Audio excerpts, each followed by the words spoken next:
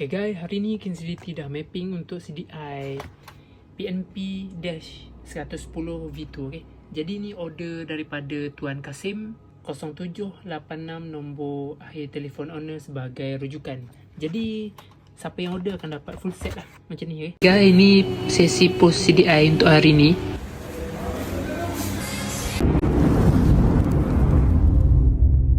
Dapat stiker, dapat CD untuk install, dapat stiker sementara stok masih ada, dapat CDI full set, okay, PNP kod jenis motor kawan-kawan, dapat butang mod untuk tukar-tukar mod. Yang ni nak tukar-tukar mod waktu berjalan pun tiada masalah, tekan je, okay. Dan seterusnya dapat wire USB, okay, untuk mapping. Jadi untuk CDI siap mapping ni, kawan-kawan tak perlu mapping semula. Siapa yang order Kinsility mapping siap, lepas tu sampai pada kawan-kawan boleh terus guna. Jadi jom kita tengok mapping owner. Kita cocok dulu. Okay, lepas tu kita masuk aplikasi. Okay, lepas tu kita on kan reading data.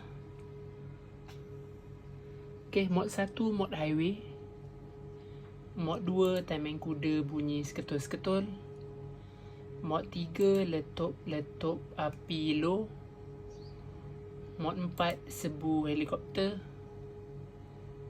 mod 5 backfire, mod 6 timing kuda boleh bawa jalan,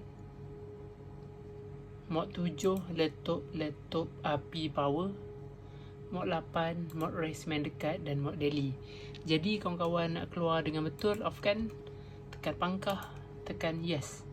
Jadi data dah tersimpan dengan baik dalam chip CDI. Jika kawan-kawan berminat untuk order CDI siap mapping, kawan-kawan boleh beritahu Kinsility jenis model motor kawan-kawan. Kalau pakai EFI, bagi tahu EFI. Kalau pakai Kris, bagi tahu Kris. Okay? Jika berminat boleh WhatsApp nombor Kinsility di bawah. Terima kasih support.